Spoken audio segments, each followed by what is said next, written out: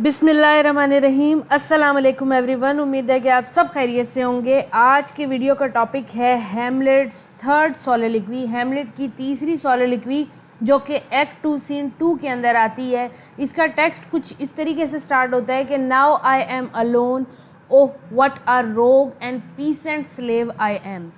आज की इस वीडियो में हम इस सोलोलिक्वी की क्रिटिकल एनालिसिस करेंगे, लाइन बाय लाइन इसकी ट्रांसलेशन करेंगे, एक्सप्लेनेशन करेंगे उर्दू और हिंदी में। सोलोलिक्वी का थोड़ा सा बैकग्राउंड आपको बताऊंगी, समरी को देखेंगे और इसके टेक्स्ट को मॉडर्न और ओल्ड तरीके से पढ़ेंगे ताकि हमें इस सोलोलिक्वी की थॉरली समझ आ जाए।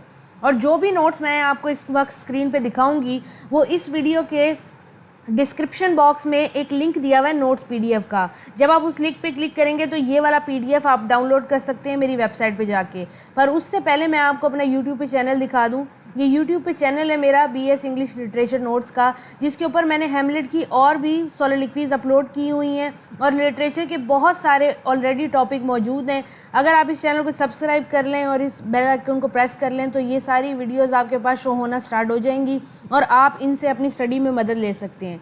अब चलते हैं अपने आज के टॉपिक की तरफ जिसमें हम हैमलेट को डिस्कस करेंगे। सोलोलिक्वी क्या होती है सबसे पहले समझने की ज़रूरत है। सोलोलिक्वी एक ऐसा मोनोलॉग होता है किसी भी ड्रामे के अंदर, प्ले के अंदर, जिसके अंदर जो कैरेक्टर है वो ऊंची ऊंची आवाज़ में अपने आप से बातें करता है ताकि जो ऑडियंस देख रही है उसको कैरेक्टर की फीलिंग्स, थॉट्स, मोटिवेशन और आगे वो क्या करने वाला है उसके बारे में पता लग सके। सोलोलिक्वी खुद से खड़े होकर ऊंची ऊंची आवाज़ में बात करने को कहते हैं। पहले ड्रामे परफॉर्म किए जाते थे स्टेज के ऊपर, तो कोई भी कैरेक्टर स्टेज पे आके खड़ा हो जाता था और ऊंची ऊंची आवाज़ में जब बात करता था वो अपने आप से, तो उसको सोलोलिक्वी कहते थे।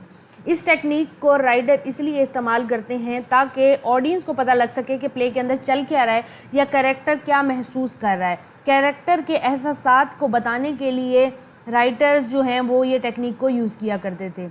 ये इस सोलोलिक्वी से पहले, थर्ड सोलोलिक्वी से पहले सेकंड सोलोलिक्वी आ चुकी है जिसके अंदर दिखाया जाता है कि हैमलेट का बाप उसको नज़र आता है एज अ गोस्ट की सूरत के अंदर। वो उसको बताता है कि तुम्हारे जो चचा है क्लॉडियस, उसने मेरा मर्डर किया है और फिर उसने तुम्हारी माँ गर्ट्यूड से शादी कर ली है।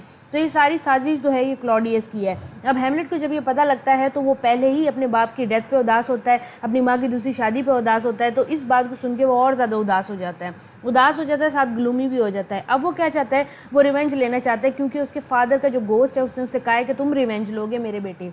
अब वो रिवेंज लेना चाहता है लेकिन वो श्योर नहीं है। वो श्योर इस वजह से नहीं है क्योंकि वो समझता है कि हो सकता है कि ये जो गोस्ट है ये डीवल दिखा रहा हूँ, मुझे शैतान दिखा रहा हूँ और वो चाहता है कि मैं अपने मासूम चचा का कत्ल कर दूँ और मैं दोज़ख में चला जाऊँ।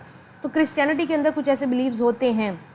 तो वो ये कहता है कि मैं इसको अब साबित करना चाहता हूँ कि आया मेरे चचा ने ही वाकई ही मेरे बाप का मर्डर किया है या नहीं। तो हैमलेट क्या करता है कि एक ड्रामा परफॉर्म करने का कुछ एक्टर हायर करता है कि स्टेज पे वो महल के अंदर एक ड्रामा परफॉर्म करेगा जिसमें एज इट इज सीन दिखाएगा। क्लॉडियस जो उसका चचा होता है उसने उसके बाप के कान में जहर डाल के उसको मारा होता है। तो हैमलेट ने यही सीन स्टेज पे परफॉर्म कराना होता है ताकि वो देखे कि क्लॉडियस क्या महसूस करता है और अगर क्लॉडियस घबरा के पीला पड़ जाता है तो उसे पता लग जाएगा कि हाँ मेरे बाप का जो कत्ल है वो क्लॉडियस ने ही किया है। तो इस सोलोलिक्वी के अंदर कुछ यही बातें हो रही हैं। एक स्टेज पे परफॉर्मेंस हुई है, उसके बाद हैमलेट अपने आप से ये बातें करने लग जाता है। लेफ्ट साइड पे मैंने ओल्ड टेक्स्ट रखा हुआ है सोलोलिक्वी का जो शेक्सपियर ने एज इट इज़ लिखा है और राइट साइड पे मॉडर्न टेक्स्ट है ताकि आप लोगों की अंडरस्टैंडिंग अच्छी हो सके, आप लोगों को समझ आ सके। अब सोलोलिक्वी का क्रिटिकल एनालिसिस स्टार्ट करते हैं। समरी भी साथ साथ आप लिखते जाइएगा और इसकी ट्रांसलेशन भी। ओल्ड टेक्स्ट स्टार्ट होता है, now I am alone, oh what a rogue and peasant slave I am. Hamlet अपने आप से बात करते हुए कहता है कि अब मैं अकेला हूँ, मेरे इर्द गिर्द कोई नहीं है। और वो कहता है ओह, एक अफसोस का ओह है ये कि what a rogue and peasant slave I M. रोग से मुराद यहाँ पे है विलन की और ऐसे इंसान की जो बुज़दिल हो, और पीसेंट स्लेव से मुराद है कि छोटा सा मामूली सा गरीब इंसान जो कि एक अदना गुलाम से भी बदतर है। ठीक है, हैमलेट अपने आप को ये कह रहा है मैं लो लाइफ हूँ। उसके बाद कहते हैं it is not monstrous that this player here but in a fiction, in a dream of passion, could force his soul so to his own conceit that from here her working all his wages want tear in his eyes distraction in its aspect। यहाँ पे वो कहता है कि Hamlet कहना चाह रहा है मॉन्स्टर्स से मुराद है जालिम, फिक्शन से मुराद है जो कैरेक्टर ड्रामा परफॉर्म कर रहे हैं उसका, पैशन ऑफ ड्रीम से मुराद है यानी कि एक्टर की एक्टिंग, और यहाँ पे डिस्ट्रैक्शन का मतलब ये है कि कोई भी मुदाखलत होना, वाइस एज से मुराद है उसके फेशियल एक्सप्रेशन। अब हेमलेट ने अभी अभी कैरेक्टर की एक्टिंग देखी है कि जो कि प्ले परफॉर्म होने हेमलेट करवाना चाह रहा है महल के अंदर। तो वो प्ले कुछ इस तरीके से है कि एक नाहक कत्ल दिखाते हैं उस प्ले के अंदर, और जो नाहक कत्ल दिखाया जाता है वो उसके बाप के कत्ल से मिलता है, यानी कि किंग हेमलेट से मिलता है। तो अब उसकी एक्टिंग देखने के बाद हेमलेट उस कैरेक्टर को जो रो रहा होता है, यानी कि हेमलेट का असल कैरेक्टर प्ले के अंदर परफॉर्म कर रहा है, उसको देख के वो कहता है कि ये बंदा मुझे जालिम नहीं लग रहा। यानी कि अपना ही जो कैरेक्टर उन्होंने प्ले में बनाया उसको देख के वो कह रहे हैं कि ये बंदा जो कि एक एक्टर है, जो कि सिर्फ एक्टिंग कर रहा है, ये मुझे जालिम नहीं लगता, बल्कि ये इतना अच्छे तरीके से मेरी फीलिंग्स को बयान कर रहा है, इतने अच्छे तरीके से इस सीन में इसका रंग भी सफ़ेद पड़ रहा है, ये आंसू भी बहा रहा है, इसकी पूरी बॉडी जो है वो शिवर भी कर रही है, और इसकी जो सारी फीलिंग्स हैं वो जब ये डायलॉग अदा करता है तो उसके अंदर नज़र आता है कि कितना सॉरोफुल है। इसके अलावा इसने कभी ये एक्सपीरियंस नहीं किया जो मैं एक्सपीरियंस कर रहा हूँ, यानी कि इसके बाप की डेथ नहीं हुई, मेरे बाप की डेथ हुई है, लेकिन स्टिल ये एक्टर ऐसी एक्टिंग कर रहा है, शायद वो उस सीन को, उस सिचुएशन को महसूस करके कर रहा है, और वो सीन परफॉर्म कर रहा है किसके लिए? ह्यूबा के लिए। जो ड्रामा फिक्शन हेमलेट परफॉर्म करवा रहा है उसके अंदर ह्यूबा के कैरेक्टर की डेथ होती है, तो उसके ऊपर वो जो कैरेक्टर रो रहा है वो हेमलेट को परफॉर्म कर रहा है। तो हेमलेट कहता है कि असल में इस प्लेयर के साथ, इस एक्टर के साथ कभी ज़िंदगी में ये वाक़या नहीं हुआ, लेकिन इसकी एक्टिंग इतनी रियल है, सिर्फ ये सोच के कि अगर मेरे साथ ये होता तो मैं कैसे परफॉर्म करता। तो वो रो भी रहा है, उसका रंग भी पीला पड़ रहा है, वो कांप भी रहा है, वो परेशान भी हो रहा है, और वो बहुत अच्छी एक्टिंग कर रहा है, और वो सिर्फ ड्रामे के अंदर एक ह्यूबा के लिए एक्टिंग कर रहा है। तो असल ज़िंदगी में अगर वो मेरी जगह पे होता तो क्या करता। ह्यूबा जो है वो कैरेक्टर का नाम है। अ ब्रोकन वॉइस, यानी कि वो जो कैरेक्टर है उसकी आवाज़ भी टूट रही है, and his whole body function suiting with form to his conceit, और वो जो भी कंसीट का मतलब है जो एक्शन परफॉर्म कर रहा है एक्टर, उससे उसके जिस्म की हर तासुर मिल रहा है, एंड ऑल फॉर नथिंग। और ये सब कुछ सिर्फ वो ड्रामे में एक्टिंग के लिए कर रहा है, फॉर ह्यूबा, एक फिक्शनस कैरेक्टर के लिए कर रहा है, और असल में मेरी ज़िंदगी में मेरे साथ ये हुआ है, तो मैं अगर वो मेरी जगह पे होता तो वो क्या करता। बट ह्यूबा टू हिम, ह्यूबा क्या है, उसका कैरेक्टर है, कुछ भी नहीं। और ह्यूबा टू वो ह्यूबा का क्या लगता है, ह्यूबा उससे क्या लगता था, कुछ भी नहीं लगता था, और वो ह्यूबा से क्या लगता है, कुछ भी नहीं लगता। मतलब ड्रामा है, वो जानता है ये बात, स्टिल वो क्या कह रहा है, he should be weeping for her, और वो फिर भी उसके लिए बहुत ज़्यादा रो रहा है। वट ही वुड डू, ये करेक्टर क्या करता, had he the motive and the Q for passion that I have, अगर वो मेरी सिचुएशन में होता, अगर उसका मोटिव मेरे जैसा होता और उसको मेरी सिचुएशन के बारे में पता होता, he would drown the stage with tears, वो रो रो के ही स्टेज को अपने आंसुओं से भर देता। हेमलेट यहाँ पे सिर्फ ये बताना चाहता है कि एक कैरेक्टर जिसको सिर्फ ये पता है कि कहानी के अंदर ह्यूबा की डेथ मेरे फादर जैसी हुई थी, जो कि उसको हकीकत नहीं पता, स्टिल उसकी एक्टिंग इतनी मुतासिर है कि ऐसा लगता है जैसे ये सच में वाक़या हुआ है, और वो इतना सच में घबराया हुआ है, इतनी सच में उसको इतना गम है, तो असल ज़िंदगी में मुझे कितना गम ज़्यादा होना चाहिए। आगे वो कहते हैं कि enclaves the general air with horrid speech, make mad the guilty and appeal the free, confine the ignorant and amaze the indeed, the very faculties of eyes and ear, yet I। यहाँ पे वो बता रहे हैं उसी character के बारे में जो हेमलेट का रोल अदा कर रहा है प्ले के अंदर। वो कहता है कि अगर इसके साथ सच में ऐसा हुआ होता तो ये क्या करता, ये लोगों से चिल्ला चिल्ला के अपनी कहानी को बयान करता, इतना कि लोगों के कान ज़ख्मी हो जाते, और देखने वालों की आंखें अंधी कर देता, देखने वालों को परेशान कर देता, देखने वाले जो होते उनको गिल्टी फील कराने लग जाता, ऑडियंस को अमेज कर देता, जो इग्नोरेंट लोग होते उनको कंफ्यूज कर देता, और सबकी आंखों और कानों के सामने सच खोल के रख देता। और येट आए, लेकिन मैं। अब इस पैराग्राफ के अंदर हेमलेट उस कैरेक्टर का कंपैरिजन अपने आप से कर रहे हैं। पहले उन्होंने कैरेक्टर के बारे में बताया कि वो कितनी अच्छी एक्टिंग कर रहा है, अब वो अपने बारे में बताते हैं। कहते हैं येट आई, लेकिन मैं, अ डल and muddy melted rascal, peak like John a dream, unpageant of my cause, and can say nothing, no, not for a king upon whose property and the most dear life a damned defeat was made. Am I a coward?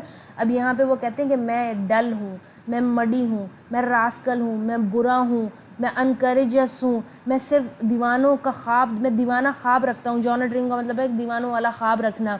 और वो कहते हैं कि मैं अपना comparison जो कर रहे हैं कि मैं ऐसे ही हूँ कि मेरा जो इतना महबूब बाप था जिसके लिए मेरी जान भी फिदा, मैं उसका रिवेंज नहीं ले पा रहा। अनपेंगेड ऑफ माई काज का मतलब है मैं अपना काम नहीं कर पा रहा, एंड कैन से नथिंग, और कुछ कह भी नहीं पा रहा, नॉट फॉर द किंग, अपने बाप के लिए, upon whose property the most dear life, जिसकी वजह से मेरी आज ये ज़िंदगी कायम है, अ डैम डिफीट फॉर मेज, वो कहते हैं जिसकी इतनी खूबसूरत ज़िंदगी थी और उसके ऊपर ज़रब लगाई, क्लॉडियस ने उसकी ज़िंदगी को ख़त्म किया और उसकी ज़िंदगी को धोखे से ख़त्म किया। अब हैमलेट यहाँ पे सवाल करते हैं, एम आई अ कावर्ड, ये सब कुछ जानने के बाद भी मैं कुछ नहीं कर पा रहा, तो क्या मैं बुज़दिल इंसान हूँ? हु कॉल मी विलन, कौन मुझे विलन कहेगा? वो कहते हैं क्या यहाँ पे कोई मौजूद है जो मुझे विलन कहे? ब्रेक माई पैट अक्रॉस, जो आके मुझे झंझोड़ दे, प्लक्स ऑफ माई बियर्ड, आके मेरी दाढ़ी उखाड़ दे, ब्लो इन माई फेस, मेरे मुंह पे चमाटे मारे, ट्विक्स माई नोज, मेरी नाक को मरोड़े, give me the lie that throat, मेरे गले को दबाए, as deep to the lungs, कि मुझे बिल्कुल सांस ना आए, हु डज, मेरे साथ ऐसा कौन करना चाहता है, मेरे साथ कोई ऐसा करे। अब हैमलेट यहाँ पे अपने आप को कह रहे हैं कि मैं एक विलन हूँ, क्योंकि मैं अपने इनोसेंट बाप का बदला नहीं ले सकता, तो मैं अपने बाप के साथ ज्यादती कर रहा हूँ। तो कोई ऐसा इंसान है जो आके मुझे ये सारी सजाएं दे? Sworn I should take it, for it cannot be. I am a pigeon livered and lake balls to make oppression bitter, or this I should have fatted all the region's kites. अब वो ये कहता है कि अगर बाखुदा, sword से मुराद है बाखुदा, अगर कोई मेरे साथ ऐसा करे तो मैं इसे कबूल कर लूँगा। आई शुड टेक इट, मैं इसे कबूल कर लूँगा, for it can not be, क्योंकि ये मेरे साथ इंसाफ होगा, क्योंकि मेरा दिल एक पिजन, एक परिंदा, एक कबूतर से भी ज़्यादा छोटा है, और आई लेक बॉल से मुराद है मेरे में मर्दानगी कम है, इसका मतलब है, क्योंकि मैं जालिम को ख़त्म नहीं कर सकता, जालिम के टोटे टोटे नहीं कर सकता। अगर मेरे अंदर मर्दानगी होती तो मैं क्लॉडियस के छोटे छोटे टोटे करता और अपनी बिल्लियों को खिलाता, जो उसके बाद बिल्लियाँ मौजूद होंगी।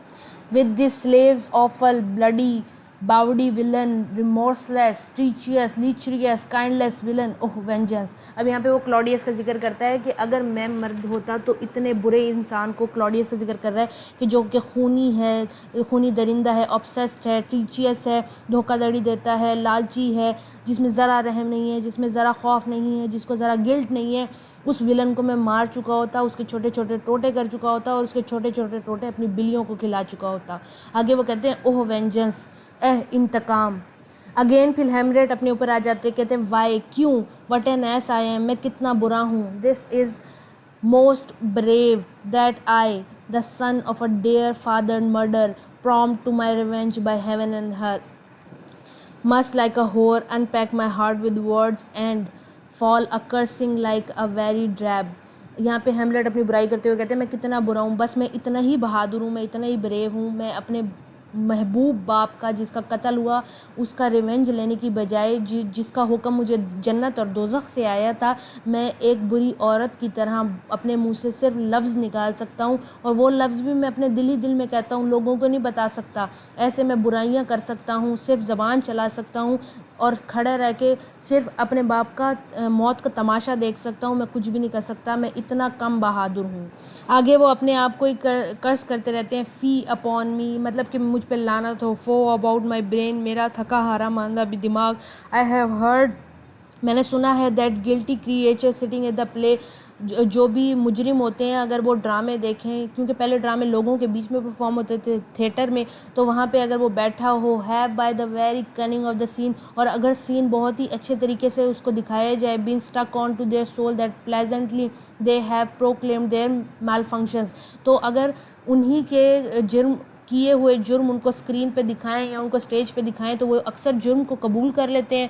फॉर मर्डर, जैसे कि murder, through it have no tongue, बेशक ज़बान कोई नहीं है, मतलब ऊंची ऊंची आवाज़ में नहीं कहेंगे, will speak with the most miraculous organ I have the player, वो कहते हैं और अगर अच्छे एक्टर मौजूद हों। अब इस पैराग्राफ में हैमलेट ये कहना चाह रहे हैं कि जो अगर क्लॉडियस किंग ने जो मर्डर किया जिस तरीके से मेरे बाप का, अगर मैं वैसा ही स्टेज पे परफॉर्म करवाऊँ तो हो सकता है कि क्लॉडियस ऊंची ऊंची आवाज़ में ना सही लेकिन अपने चेहरे के तासुरों से बता दे कि हाँ उसने मर्डर किया है, मतलब कि एक तरह से इकरार कर ले कि हाँ उसने मर्डर किया है। और अगर वो ये सीन देख के परेशान होता है तो मेरा ये जो क्लाउडीनेस है मेरे माइंड की कि हो सकता है कि मेरे चचा ने कत्ल ना किया हो तो ये दूर हो जाए। आगे वो कहते हैं play something like the murder of my father before my uncle, मैं कुछ ऐसा ड्रामा परफॉर्म कराऊंगा स्टेज पे जिसके अंदर जैसे मेरे अंकल ने मेरे बाप का मर्डर किया वैसे ही मैं उनको दिखाऊंगा। I will observe his look, अब मैं क्लॉडियस की लुक्स को या उसको बैठने को ऑब्जर्व करूंगा। I tend to him quick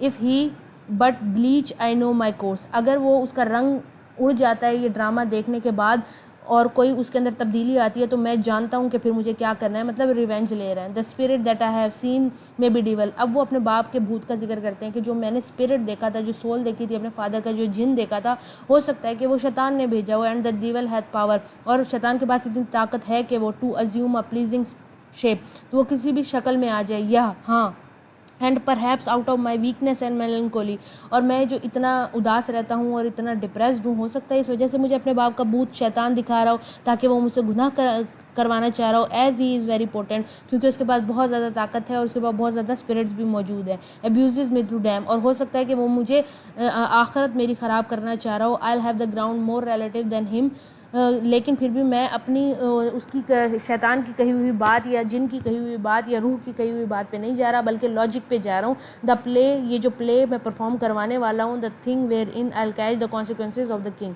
और ये जो प्ले जब मैं किंग के सामने परफॉर्म करवाऊँगा तो मैं उसके सूरत हालात देखने के बाद पहचान जाऊँगा कि आया इसने मेरे बाप का मर्डर किया भी है कि नहीं किया।